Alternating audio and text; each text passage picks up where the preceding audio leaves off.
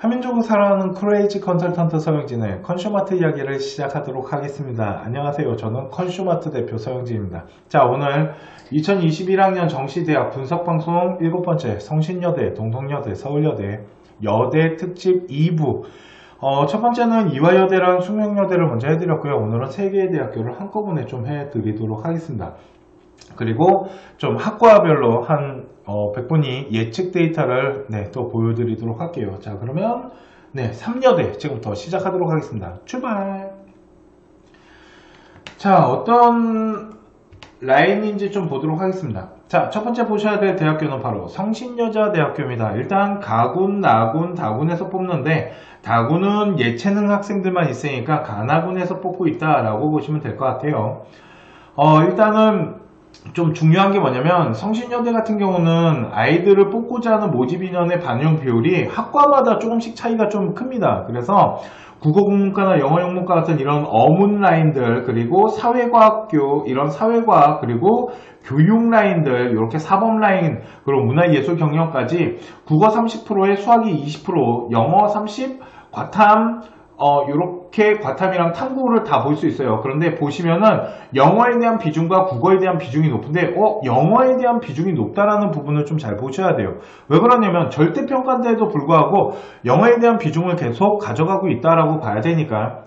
그리고 경제학과랑 경영학과 같은 경상계는 당연히 수학에 대한 비중이 높아요. 이제는 몇 번 봤기 때문에 이제 이해 가시겠죠. 그래서 경상계 같은 경우는 학교 들어와서 수학에 대한 능력이 있어야 되기 때문에 대신 과탐을 본 아이들도 교차 지원을 할 수 있고요. 간호학과 인문과 간호학과 자연으로 나눠져 있고, 간호학과 자연과 바이오 신약 의과학부는 수학에 대한 비중이 10%밖에 안 되고요. 죄송해요. 국어에 대한 비중이 10%밖에 안 되고요. 수학에 대한 비중이 엄청나게 높습니다. 35%나 되고 있다. 그리고 영어에 대한 반영 비율은 다 높아요. 성신여대는 영어에 대한 비율이 높다. 그리고 과탐에 대한 비율이 25%나 됩니다. 바이오 헬스 융합학부는 국어에 대한 비중이 10%, 의료산업도 10%. 그러니까 요 간호학과, 그러니까 바이오 신약 의과학부부터 바이오 융합 헬스, 얘네 헬스 융합이랑, 그리고 의료산업, 얘네들은 국어에 대한 비중이 낮다라는 건 우리 아이가 만약 국어에 대한 성적이 좀 낮게 형성되고 수학에 대한 이 수리에 대한 성적이 높게 형성이 됐다라면 당연히 이 바이오 신약이나 바이오 헬스 융합 같은 이런 성신여대를 한번 찾아보는 것도 좋은 방법이 되지 않을까라고 생각하고요. 미디어 영상 연기나 스포츠과학부는 일단 예체능이라서 패스 하도록 하겠습니다. 또 하나의 모집 단위가 있는데요. 수리 통계 데이터 사이언스 학부, 일명 통계나 수학이나 이런 수리적인 부분에 대한 부분이고요. 디자인공학과나 융합공학부, 융합보안공학 같은 경우는 컴공 라인이겠죠. 그리고 AI 융합학부라는 게 있습니다. 그래서 AI 학과를 만드는 이유가 뭐예요? 라고 물어보신다면 일단 4차 산업혁명에 이런 어떤 방향성을 갖고 만들겠지만 정부 지원금이 있으니까 하겠죠. 자, 당연히 컴공과나 이런 수리 통계 같은 경우 수학에 대한 비중이 높은데, 원래 컴공 같은 경우 다른 학교 같은 경우는 교차 지원이 되는 학과들도 많아요. 학교들도. 그 얘기가 뭐냐면 원래 컴라인은 이제는 솔직히 수학에 대한 비중보다는 어떤 문과적인 성향도 필요하잖아요. 그래서 문과, 이과에 대한 이런 벽을 무너뜨리고 있는데 성신여대는 국어에 대한 반영 비율이 10%밖에 안 돼요. 그러니까 성신여대는 원래 문과와 이과에 대해서 수학과 국어에 대한 비중에 대한 차이가 있었는데, 일단 이과 계열이나 자연 계열 아이들은 국어에 대한 반영 비율이 다 10%만 들어간다. 그러니까 국어에 대한 반영 비율이 좀 낮고 수학에 대한 반영 비율이 여기는 35%고요. 심지어는 화학에너지 융합학부 같은 경우는 40%까지. 대신 영어에 대한 비중을 좀 낮췄고 과탐에 대한 비중을 높였다라고 보시면 돼요. 그래서 자세히 보시면 국어에 대한 비중이 좀 낮습니다. 이공계 같은 경우 이런 과학에 대한, 그래서 자연계 같은 경우는 국어에 대한 비중이 좀 낮고 수학과 과학에 대한 비중이 좀 높다라고 보시면 돼요. 그러면 우리 아이가 성적을 어떻게 형성하냐에 따라서 이 부분들을 좀 체크를 하시면 되는데, 여기에서 전부가 아니에요. 또 뭐가 있냐면 가산점이라는 것도 붙고요. 영어에 대한 반영 비율도 좀 봐야겠죠. 그러면 자, 영어 반영 비율부터 좀 보도록 할게요. 영어 같은 경우는 1등급이 100점이고요. 2등급이 95점인데 솔직히 2등급이 주력이 되는 학교다라고 보시면 돼요. 근데 3등급이 85점이라면 여기가 10점이 차이가 나요. 그죠? 그런데 아까 보셔서 알겠지만 영어에 대한 이 반영 비율이 30%가 되는 곳이 많아요. 그죠? 화학, 에너지, 융합, 학부 빼놓고는 영어에 대한 반영 비율이 30%예요. 그러면 30%의 이 반영 비율을 가지고 10점의 차이가 난다는 건 3등급 아이들은 지원할 수가 없다라고 봐야 돼요. 그러니까 2등급 아이들이 주력으로 잡게 되고 1등급이면 뭐 날개를 달겠지만 2등급 아이들도 충분히 지원이 가능하고 도전권으로 보이기 때문에 성신여자는 2등급 아이들까지 지원이 가능하고 한국사 같은 경우도 1등급과 2등급 간의 점수차가 나요. 0.5가 차이 나는데 솔직히 뭐 0.5점 정도는 뭐 카바를 친다 쳐도 3등급 아이들은 1점이 차이가 나다 보니까 아시다시피 백분위에서 이렇게 계산을 했을 때 1점이 차이가 나고 이렇게 환산을 했을 때 이런 차이가 난다는 건 생각보다 영향을 주기 때문에 다른 학교들 같은 경우는 1등급이나 2등급이나 3등급, 4등급까지 감점이 없지만 성신여대는 한국사에 대한 비중도 좀 가져가고 있네요. 자, 그거보다 더 중요한 게 있습니다. 그게 뭐냐면 바로 수능 가산점이에요. 가산점을 주는데 아까 바이오 신약 의과학부 같은 경우 보시면은 수학에 대한 반영 비율이 35%나 돼요. 그죠? 35%나 되는 이 반영 비율에 가형을 본 아이들한테는 10%의 가산점을 더 주겠다라는 거예요. 그러니까 이 10%의 가산점이 엄청난 역할을 해주고 안 그래도 35%서 이 비율이 높은데 가산점마저 받으면 그래서 아까 말한 거예요. 바이오 신의과학부나 바이오 헬스 융합학부 같은 경우는 수학에 대한 반영 비율이 있는데도 가산점을 때려줘요. 또 하나가 있어요. 뭐냐면 2과목을 본 아이들은 5%의 가산점을 주는데 솔직히 이거는 그렇게 큰 영향을 주진 않아요. 왜 그러냐면 성신여대 보는 아이들이 2과목을 보고 오는 경우는 거의 없기 때문에 솔직히 과탐에 대한 이 부분에 대한 가산점은 큰 영향을 줄 거라고 생각하진 않지만 이 수학에 대한 가산점은 정말 중요한 체크포인트다라고 보시면 되고요. 자, 또 다른 학교를 보면 수리통계 아까 말했죠. 수학 전공이요. 수학 전공 요 수리통계 사이언스 학부 같은 경우 수학에 대한 이 반영 비율이 35%예요. 35%인데 가산점을 무려 20%나 줘요. 그러니까 그러니까 나형을 본 아이들은 볼 수가, 그러니까 지원이 안 돼요. 그러니까 가형 아이들만은 지원을 해라. 우리 이 수리통계 데이터나 수리통계 사이언스 학부에서 이런 통계학과나 빅데이터 학과나 수학학과나 핀테크 전공은 수가형 아이들만 지원이 가능하다라고 보셔야겠죠. 또 하나는 이 통계학과 같은 경우는 수학에 대한 가산점을 10%를 줬는데 또 뭘 줬냐면 100분위 중에 과탐을 본 아이들이 있어요.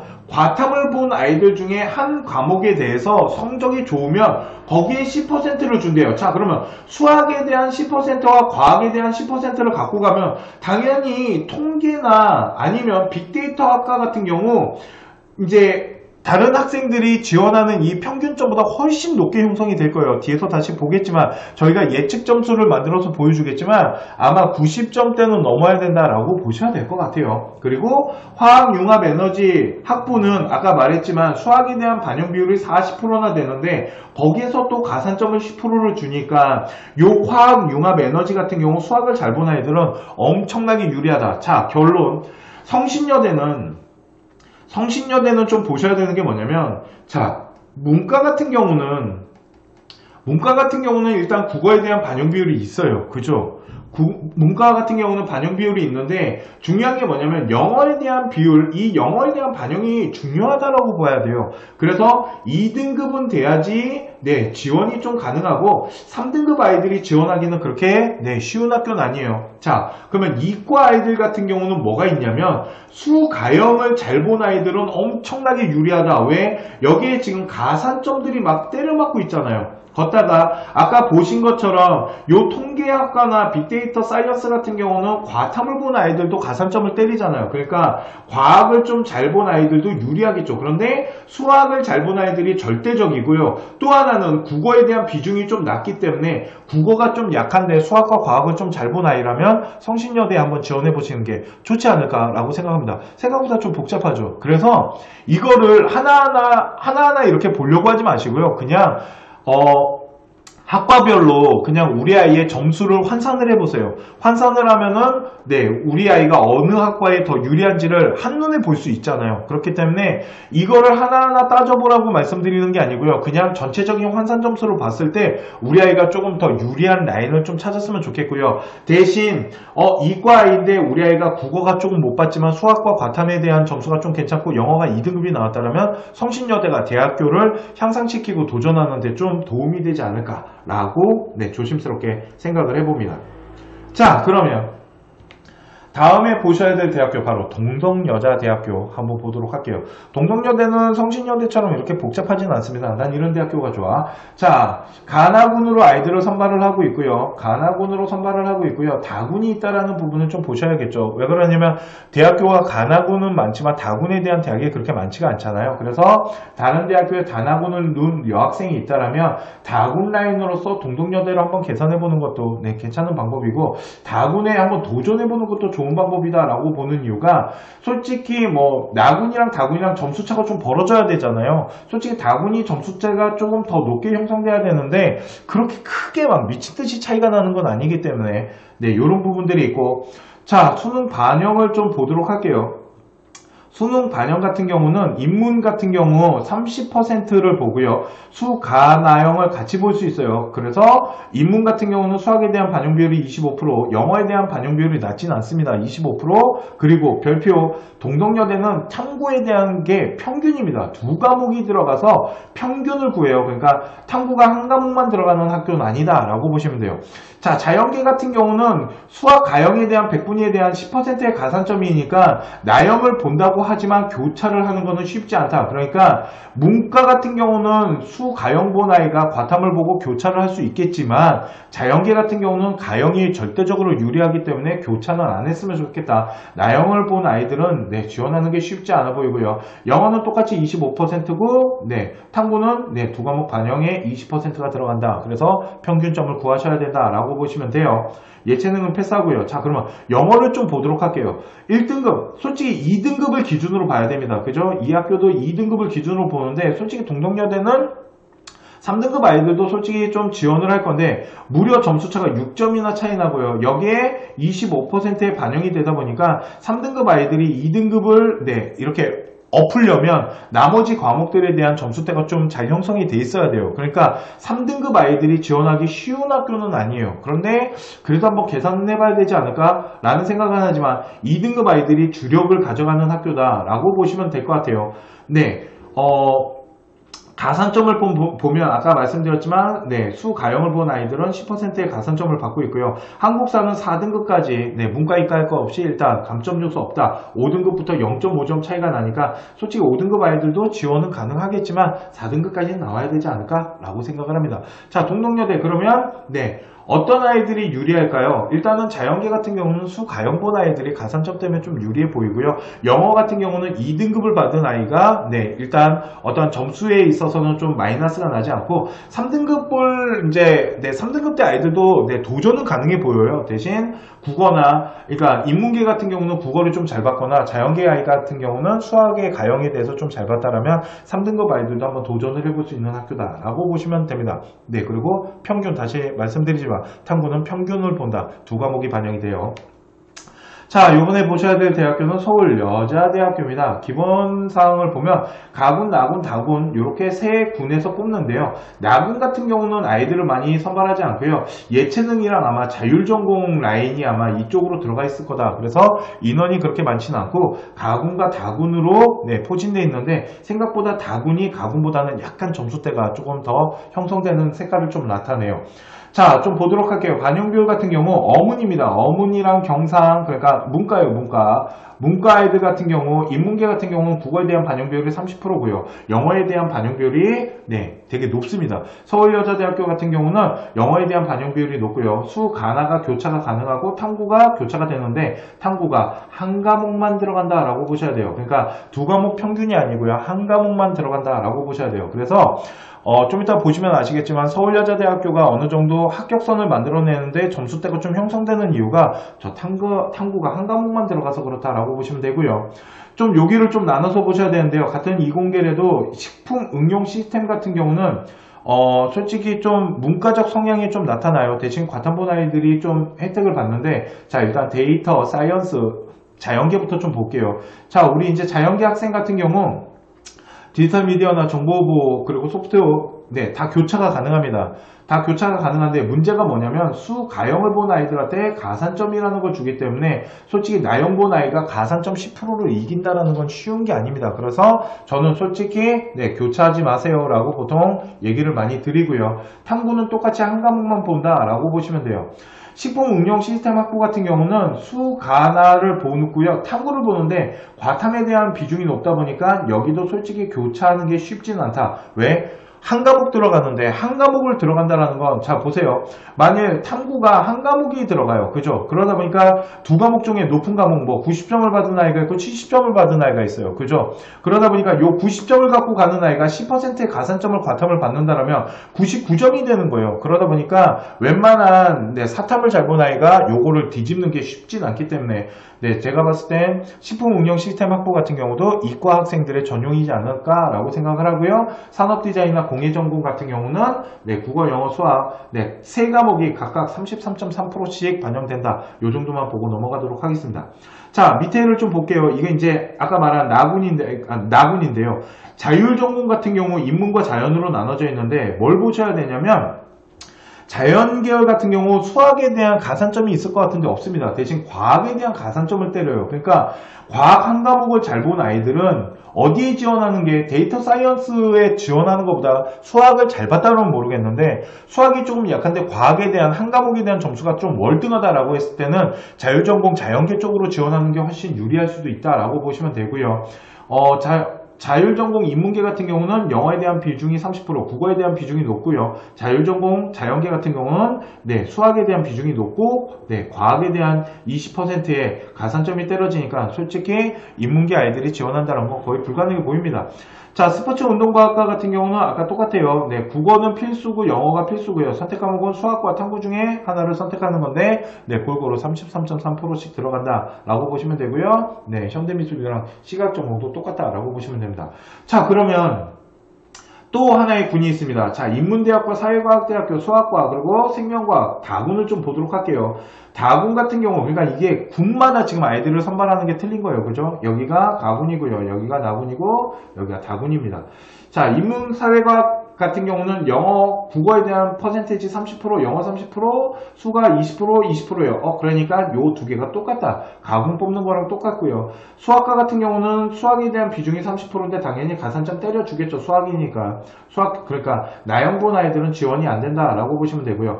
다군에 화학생명이랑 원해 생명 조경이 있는데 원해 생명 조경 생각보다 점수대가 전체적인 학과로 봤을 때 조금 낮게 형성되는 게 없지 않아 있고요.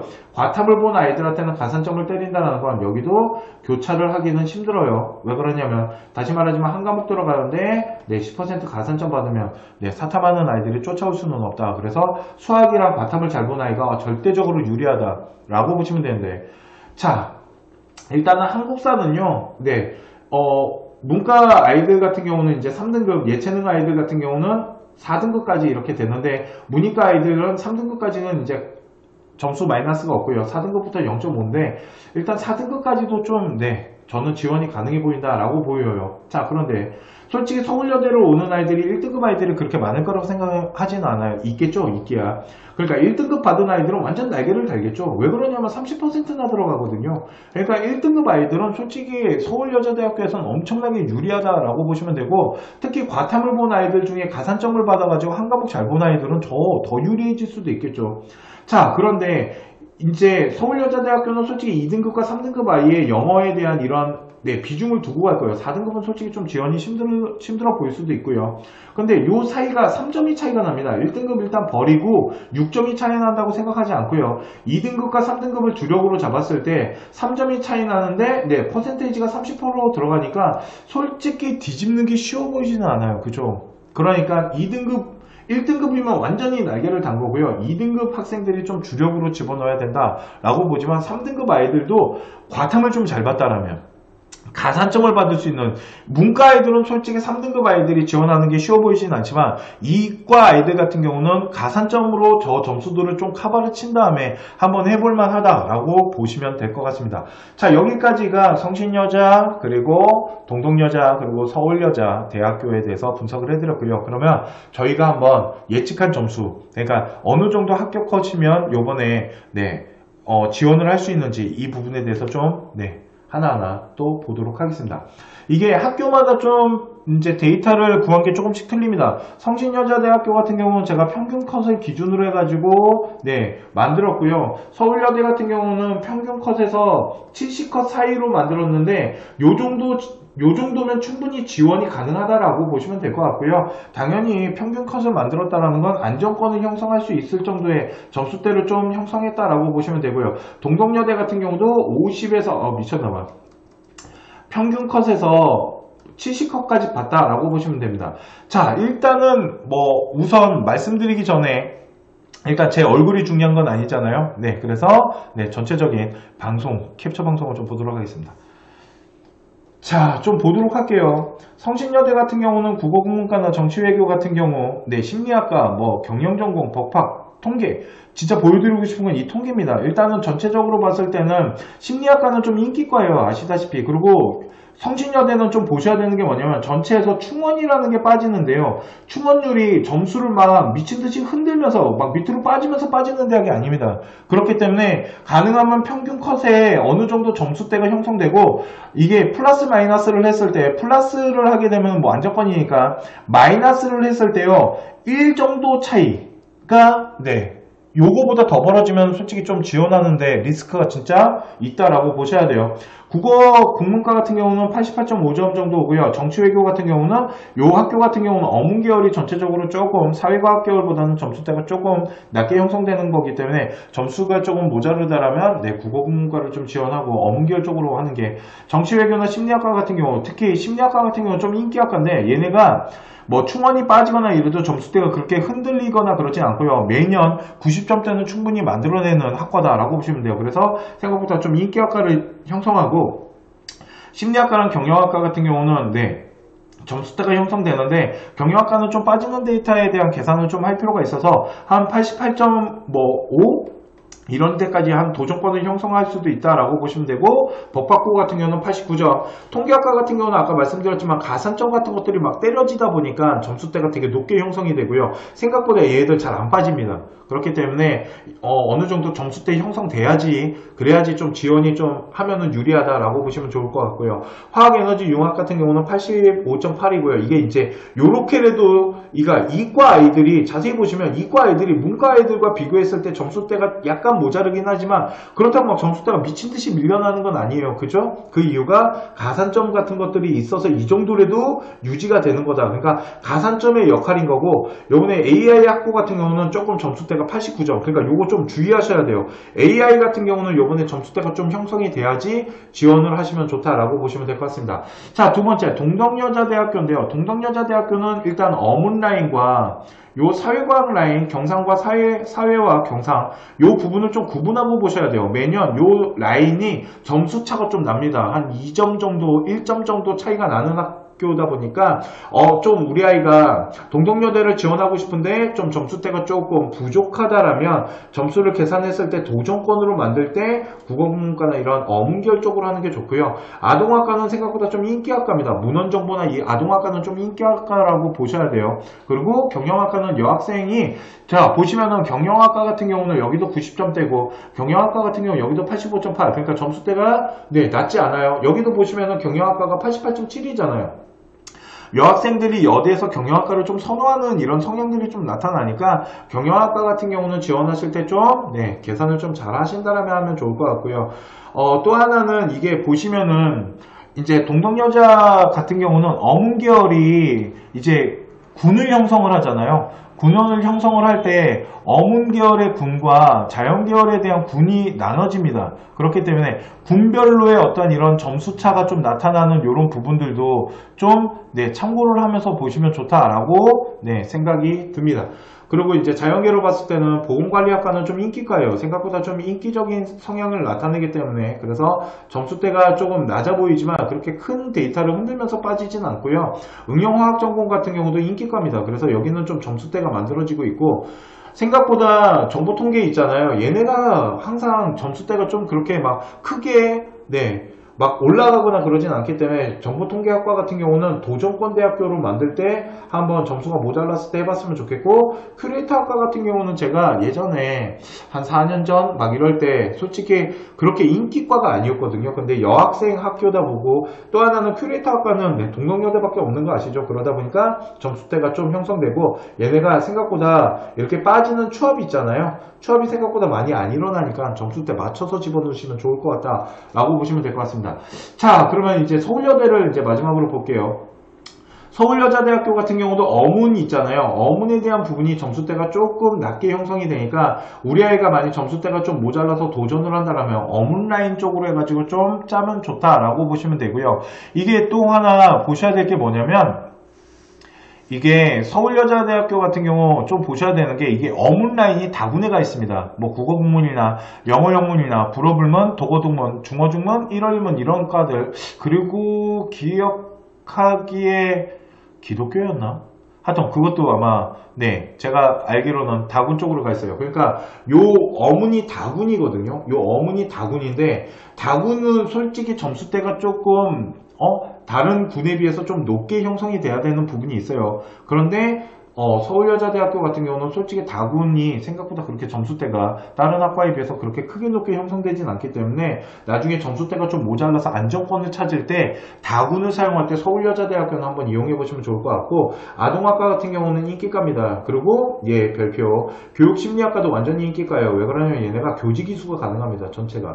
그렇기 때문에 생각보다 점수대가 나오고요. 얘네는 생각보다 빠지는 데이터가 크지 않으니까 이 부분들도 잘 보셨으면 좋겠고요. 경영학과는 아까 말씀드렸지만 뭐 미친듯이 높습니다 라고 말하기는 어렵지만 항상 안정적인 점수대를 나타낸다 라고 보시면 되고, 데이터 사이언스과 같은 경우는 신설과인데요. 저희가 한번 계산을 해봤을 때 한 88.4 정도 점수대가 형성이 될 것 같다 라고 보시면 되고, 디지털 미디어학과 같은 경우도 여학생들한테는 생각보다 좀 인기과예요. 그런데 생각보다 인기과인데도 불구하고 점수대가 막 미친듯이 높은 건 아니고, 대신 다른 학과들과 비교를 해봤을 때 상대적으로 좀 높게 나오는 건 보이실 거예요. 그리고 생각보다 추하권이 그렇게 크게 일어나진 않는다 라고 보시면 돼요. 소프트웨어 같은 경우나 환경생명이나 요거 아까 말씀드렸지만 이런 화학이나 생명 요 부분이 아까 서울여자대학교 같은 경우는 이 이제 디지털 미디어나 정보보호 그리고 소프트 융합이나 이런 학과들이 가군에 위치를 하고 있고요. 아까 말했지만 자율전공이 이제 나군에 위치를 하고 있다라고 보시면 돼요. 그리고 이 환경이나 원예 같은 경우 다군에 위치를 하고 있습니다. 얘네 두 개가 다군이거든요. 요 두 개 과가 다군에 위치하는데, 다시 보시면 아시겠지만 다군에 위치하지만 점수대가 그렇게 높게 형성되는 학과가 아니거든요. 이거 저희가 이제 예측한 데이터지만 이제 작년 데이터에서 약간 데이터가 빠진다라는 느낌이 들어요. 서울여자대학교 같은 경우는 약간 데이터가 이제 좀 빠지지 않을까라고 해서, 이게 평균에서 70컷 사이로 했기 때문에 약간 리스크가 있는 점수는 맞지만 충분히 지원이 가능한 점수대니까 한번 해보셨으면 좋겠고, 저희가 지금 보여드린 이 점수보다 점수대가 더 높게 형성이 된다라면 충분히 도전할 수 있다. 충분히 안정권을 형성할 수 있다라고 보시면 좋을 것 같습니다. 자, 여기까지가 제가 준비한 방송입니다. 자, 오늘 제가 여대방송 특집 두 번째 방송, 첫 번째는 이화여대랑 숙명여대 해드렸고요. 약속대로 오늘 두 번째 방송에서 서울여대, 동덕여대, 그리고 성신여대를 해드렸어요. 그죠? 안 빼놓고 말했죠.